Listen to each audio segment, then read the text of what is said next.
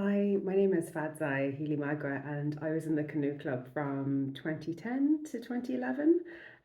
So I joined the Canoe Club with a friend of mine, Noreen, and I suppose after our first Friday session and our first session in the pub as well, we kind of realised these are kindred spirits, and yeah, it all just kicked off from there. So when I think of, most memorable Canoe Club events, one of them does come to mind. I think it was in 2011. Um, we were doing our annual cake off. So it's essentially, a baking competition. Everybody brings a cake to see who is the best baker. And this cake off competition started off well, as in, I suppose there was lots of phallic cakes. There was the jumper cake. There was even somebody who had accidentally forgot to put sugar into their cake. And all good, clean fun. A few cans were had, and I suppose later on in the night, that's when the devilment came out, and a cake fight broke out. So there was cake everywhere, cake just thrown at people, cream pies going into people's faces, cake all over the walls. Unfortunately for Seamus and Adrian, who were actually hosting the party, and I suppose after the party, I just remember going home, trying to wash my hair in the middle of the night, because the next morning we had some sort of river safety course with quite a serious instructor. So I was trying to make sure that we turned up. We were going to turn up hungover, but like we didn't want to turn up with cake and cream in our hair, trying to have to explain the situation to him. But I suppose, yeah, we scrubbed up pretty okay for the next day and managed to do the course. But yeah, so it was, the years were great fun. So that's just a little memory from me. So Hi, my name is Sarah Broderick, and I was a member of the UCC Canoe Club between 2011 and 2015. I studied environmental science in UCC, and I joined the Canoe Club pretty much straight off the bat as a fresher. I actually was a fresher the year at the last reunion and book was created, so I got to write a little entry into the 40 reunion book. So it feels it feels cool to be back here again doing another submission for the 50-year reunion. I was a captain of the Canoe Club in my second year, so in 2012, co-captain with Kev Cahill. Myself and Kev had a great time. We were both only in second year. I think I was only 18, maybe Kev was 18, just about turned 19. There was a little bit of a lack of experience in the club around that time, so we decided to go at it as a duo, similar to the captains the year before us when we were freshers, Rob and Ash. And yeah, we had a great year. Geez, I learned so much more in that year, I'd say, than I did the whole rest of the time at college. I was relying on experience from my captaincy for a long time to come. And I look back so fondly on all the like shenanigans and fun times we had. I still, a big gang of all my closest friends are still paddlers, and my partner Oran I met him through the Canoe Club. So yeah, the UCC Canoe Club has been a really important part of my life, and I think what I most appreciate now, 10 years on after joining the club, still is just the inclusivity, just how anyone could rock up. It didn't matter who they were or who their friends were, weren't what they were into, as long as they were up for giving it a go, they were welcome. And to be honest, even if they weren't really up for giving it a go, they were probably also welcome. And yeah, that was something I always really appreciated in my first year. It was something I really tried to hold on to when I was running the club with Kev. And I think it's something really special about the club that I hope it maintains. And yeah, I'm looking forward to gathering with everyone and having a good time reminiscing. And thanks for all the work putting this together. Hi there, my name's Oran McCarthy. I was in the club from 2012 up until 2016, and then for another couple of years during my PhD, semi-affiliated. I was the captain in 2014 to 2015, just after Maeve Quinn and then before Robbie Green. And yeah, I have so many great memories of the canoe club.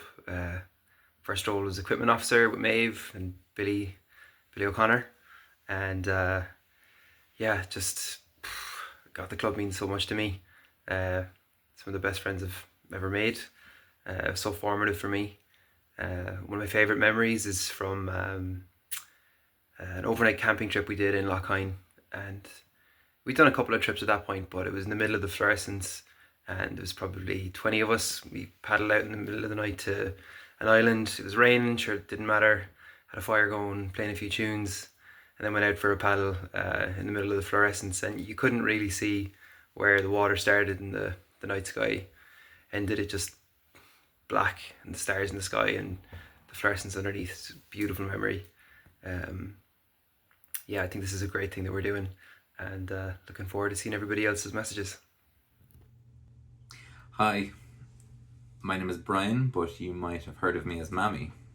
I was in the Canoe Club from September 2012 until I graduated in 2016. I can honestly say that those years were some of the best of my life. Of all the lectures I missed in my years in UCC, I can honestly say that my best attendance was at our weekly pool and river sessions. Canoe Club was never just a club, it was like my second family. I made lifelong friends there, friends who've been part of so many incredible adventures, and I'm so grateful for those bonds.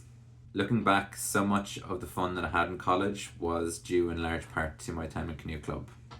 Countless trips, social events, weekly sessions and random hangouts. It's impossible to think of my time in college and not have it wrapped up in my time in the club. I owe it all to the amazing people that I met and the memories we created together. Canoe Club also taught me so many great skills, not just paddling techniques, but lifelong lessons like how to open a bottle with another bottle, or how to strap a structurally unsound number of kayaks to the roof of a Ford Fiesta.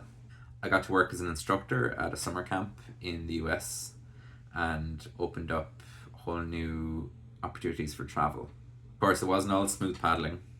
Remember the time we were camping in Lochine and we'd intended to camp on the island, and we were fighting spring tides and a rapidly flooding car park. And by the time that we got to the island, the first crew that got there was already battling the flood waters from keeping their campfire from going out. I'll always be grateful for the club and how it shaped me in my life. I'm looking forward to catching up with everyone at the reunion, and I hope to see you all soon. Love you. Hi, I'm Fia. I was in the club 2013, 2018. A funny story that I can tell. My favourite one was probably my first Jack's weekend. We went and we met everyone for the first time. It was something very special. And my favourite memory is me and Evan wrecking houses. This was back in a day where all damage was done completely unintentionally, and it was subsequent to the inconvenience that was being caused. But we went around to different houses an inch, and we overturned entire houses and entire rooms of houses while everyone was playing Ikigami. So I didn't get to play Ikigami my first year. Another one that stands out is when I was equipment officer with James O'Donnell. We opened the sheds, and I'd say anything between 10 to 15 boats were tied up. We knew it was someone who had experience with tying knots. It was Jack O'Connor. And after an hour and a half and about 6 people, I think, we managed to untie all the boats. And as an act of revenge, we got his boat, and with permanent marker, I drew a perfect Julio on the back of it, because at the time he hated Julio. And I think a few swear words were written on it as well. Needless to say, there was no more boats tied up. Hi, my name is Emma. I was in the Canoe Club from 2017 to 2020. I started off as fresher rep in 2017, and then I was captain in 2019 to 2020. My name's Sean, but everybody calls me Token. I was in the Canoe Club from 2019 till 2022. I was fresher rep in 2019, captain the year after, and then safety officer the year after that. Was there anything particularly eventful during your time in the Canoe Club? Well, I was captain during COVID, so that was that was the big one. We did not a lot of kayaking and quite a lot of paperwork. Was the real the size of it. You were open, close, open, close, open, close, and every time you had to refill out the paperwork to open and close. Yeah, like I think what kind of made the difference in terms of doing well in varsities, there was always a few people who were really good. So like in those events like freestyle and whitewater, you could kind of always get a good score. It was more so the polo sessions that and the long distance sessions, because everyone started practicing long distance. Then we had a good overall score on long distance, and then the polo, I feel like when I first joined the club, we didn't stand a chance. And then by the end, we were in the finals winning, and that was all down to Sean and Kieran training and organising it. Yeah, that was this polo. The first year we won actually got cancelled because there was a storm into the first year. Oh, right. And a big polo match, a goal blew over on top of someone, and they had to call off the thing. Just going to note that a goal turning over didn't cancel anything on the court. Yeah, exactly. For the record. For the record, I think we were pretty set to win that or come second to polo. Yeah. So didn't make a difference. We would have been anyway. Yeah. Then we won the year after because the whole varsity wasn't on because of COVID. So we won that one too. That was our second. And then we had it in Cork. And then Cork became second in the polo. I think we've come second in the polo the last 3 years. So yeah, it's one of the big ones. And long distance as well, second. Yeah. The last 3 years. So 4 years. Yeah. It's the cumulative scores. Yeah. But when we were in the club, it was UL. Exactly, we're dominant. Big dominant club, and they had all the best students. Like if you were a kayaker, you were going to UL. You all never heard of them? Never. No. They were both Cork. I remember this because I joined in 2019, so the club hasn't lost since I joined the club at varsity, so I was never there when we lost. It's just a given. The first year they cancelled long distance as well, the first year we won, so no one had to compete. Only 10, 15 people actually got on the water, so the rest of us just spent the whole weekend drinking and just didn't get to have to go. But it was a really bad storm, to be fair. There was a storm, but there was a storm in Cork too, and we ran every event. So we were playing heavily to our strengths back in the day. It was more of a drinking event. Yeah. We were actually still very good at banter league even when we did with the varsity. I think we won the banter league as well. I think we did, yeah. Things I can't remember. That's the important thing, so keeping the shenanigans going. It was down here when I was in first year, you were captain, the linking. Yeah. To be fair, we had the mumps outbreak of 2020. So between COVID and mumps, it kind of curtailed. Everyone got that though, because everyone was going around giving each other wet willies at Galway Fest. And someone had mumps, and then they gave it to everyone because everyone did someone else. Remember Laura Wilson dropped the barrel playing Higami on the floor in 2019. And spilled loads of chocolate juice everywhere. Jesus. It was, yeah. I suppose it's bound to happen though. Laura, if you're listening. Yeah, it's now recorded. And we were all very disappointed. And is the jungle juice recipe common knowledge at this point? Is it still closely guarded? No. Excellent. Good stuff. I don't know how we managed to keep that closely guarded. Yeah, we still have the spreadsheet that maybe you made it. There was a spreadsheet and it's dated. I have it on my computer. File created 2011. 2011? You did it. No, I definitely didn't because there was I have a spreadsheet as well, and I can see the costs of each ingredient as well as all the sausages and rashers, and there's a budget. No, that's not the same one. This is one with just the ingredients, and then it calculates the alcohol percentage on the side. I didn't make that. I've never seen the alcohol percentage. I remember hearing the outcome of that spreadsheet because there was always the question of how alcoholic is this, and what's sugar, what's alcohol, and what's causing the damage. But the way it was kept secret at the time was you'd have to text Dolly Power, who would send you the text with the ingredients, and then you'd go and do the shopping. But keeping the room kind of locked down when you're making it. That was good fun, And being so paranoid as to take all of the waste, all the bottles and everything away as well, so people wouldn't be able to kind of reverse engineer it. It's a fair old enterprise around it. It's the same thing now. There is one person who in Dublin varsities they messed it up completely. And so I'm not going to call out Mike Murphy here. What do you mean messed up? So he wouldn't. So they forgot the suitcase and the barrel and stuff. So Kieran invited to drive that up with him when he was coming up. This was and then I got back to the hospital. I had to drop boats off and stuff. I got back to the hospital 8 p.m. right before we got in. They still hadn't gone and bought the ingredients.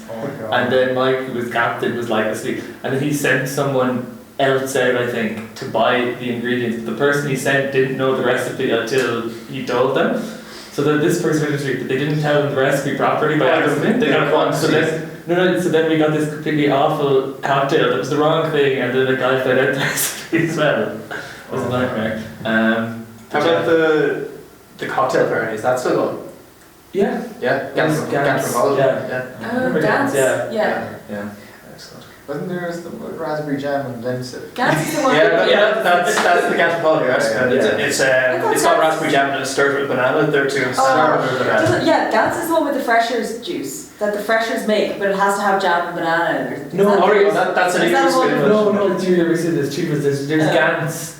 And I think the fresh reps make the Gant Napoleon as well. Okay. And then there's the fresher, the Great Friday, where the freshers also have to make. Oh, is that they have to make their own cocktail on Great Friday. Yeah, I think we had jam and banana. We did because I made it, and we were in Tom Booma's house, and we had a bottle of wine. I was like, this is a recipe a secret, but it's not. Everyone knows that recipe, so it's fine. That's the commonality. And we had the bottle of wine, and we had nothing in his entire house to open a bottle of wine. We were banging it off the wall. It took about 20 minutes to get the bottle of wine open. Takeoff is the other one. That's the one event you didn't want to hold in your house because it used to destroy. Some people were brilliant. Like honestly, so good. Clodagh won it in one of the years. It wasn't organised the year I was in first year because COVID ran into it. Oh yeah. So the first one I did was after COVID, and it was very tame. Everyone just sat around and ate cake. One of them was someone did make a Jaeger bomb cake though. It was shaped of duck, and I can't remember which way around it was. The cake had Red Bull in the thing, and then the icing was made using Jaeger, and it tasted exactly like a Jaeger bomb. To be fair to them, they did a great job. You never want a cake to taste like a Jaeger bomb. Remember Adrian did a cake, jumper cake. The actual jumper cake. The buildings and estates office as well. After that's a good one, building and estates office. Most people, if they got a phone call from a gentleman called John Delaney, bells might start ringing. This might not be true, but no, I was totally gullible. So basically, it was Kerry New Year's. It was the first time I went to it. First time I arranged it, and you have to book this B&B, and you're in there with 60 people. I'm sure you've been through it. And I was looking around kind of stressed because there's just people sleeping all over the floor. And sure, the lads knew I was stressed. They were in an Airbnb across the road. And it's 1st of January, maybe? I think it was earlier. I think it was earlier. Yeah, I get a phone call. I'm in the kitchen. I get a phone call, and it's like, well, this is John Delaney. I'm the local handyman for the Airbnb you're staying in. I hear your microwave is broken. Do you mind if I call over and fix it? Our microwave is broken. Our microwave's fine. No, it's scheduled maintenance. The microwave's broken, I've heard. So I'm in the neighbourhood now. Do you mind if I call back? And the panic. And I was like, actually, that doesn't suit. I'm like, how quick can I get these people out of here? 30 people plus. Oh, they're everywhere.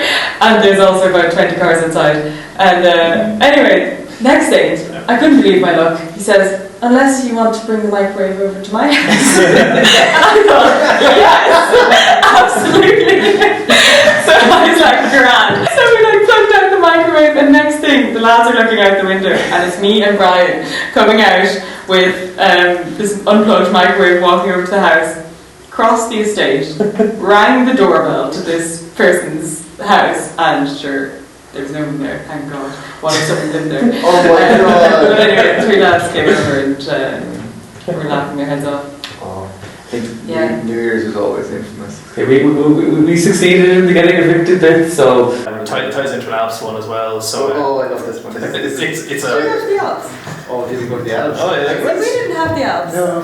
Yeah, it's that thing, I think that if you don't go for 1 or 2 years, nobody in the club has gone, so all of a sudden it becomes a bigger hurdle to go again. But we were lucky enough, I suppose, before we joined, there was a fair run of people going over, so it was just the dumb thing every summer. But I think it was my final year of college, we'd been kind of planning to do a proper Alps trip. We were going over for 3 weeks or 4 weeks. We were going to get to Austria, Slovenia, Switzerland, Italy and France. So essentially every country that had paddling in it. But we got on the boat anyhow, and awful events getting to the boat. We lost the roof rack coming down to the ferry port, so we drove onto the ferry with like everybody holding onto the roof rack out the window, so we could fix it on the boat because we were running late, as you do. As you do, okay. We were. Can you tell us exactly? Because like I remember being on the ferry waiting for you, and you're the last car to come on the ferry, and I think there was a very specific. Strange. I think we made it in a faster car. Made it to us there before you guys as well, but we decided to go hat shopping in town for holiday hats, so that took quite a while.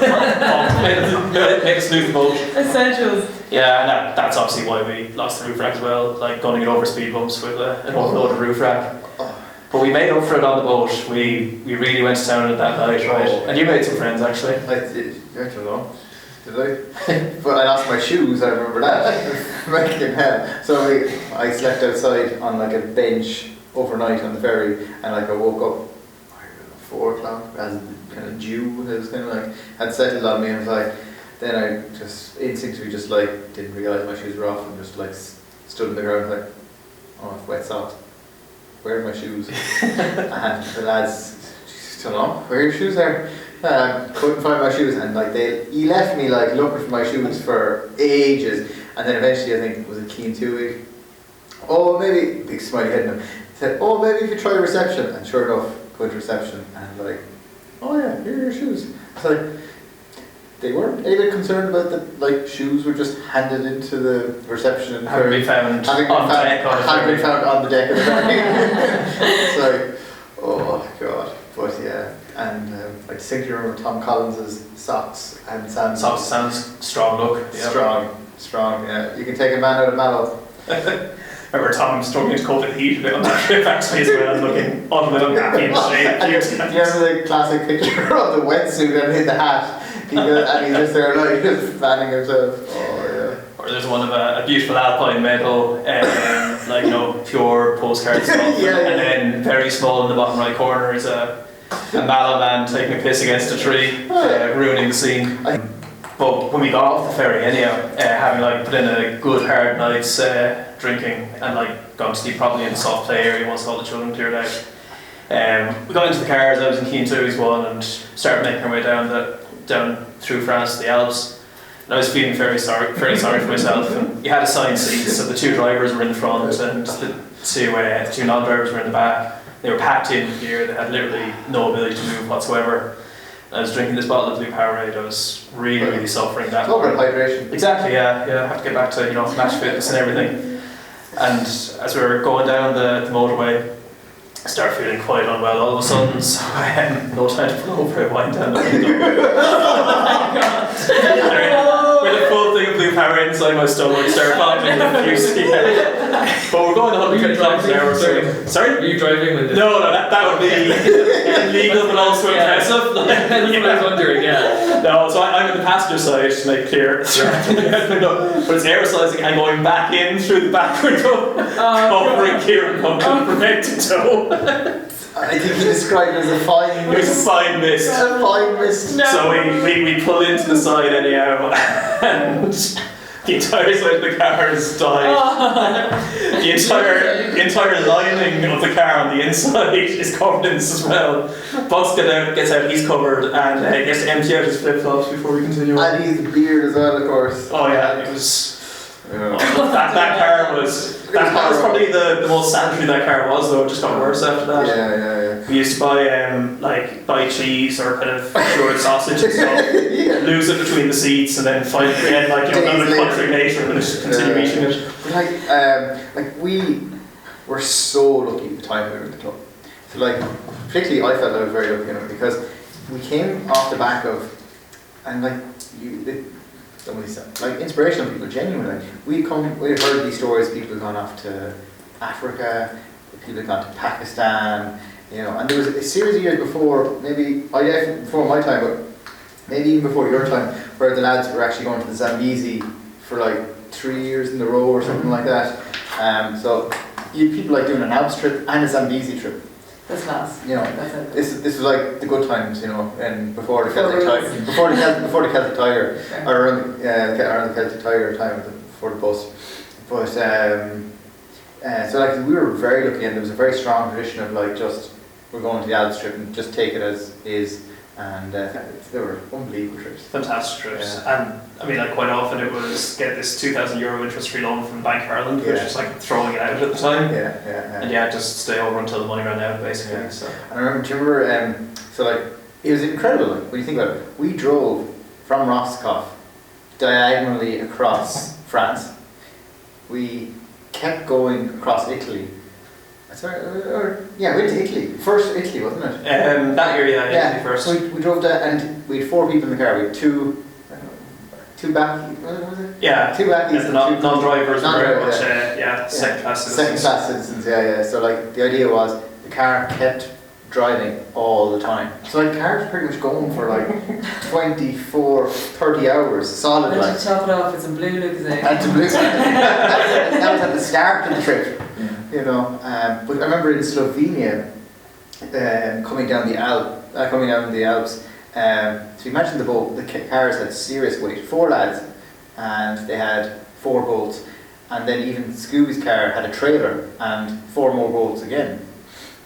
So like the car's brakes were actually, they're on fire, They're blowing, and they're smoking on the way down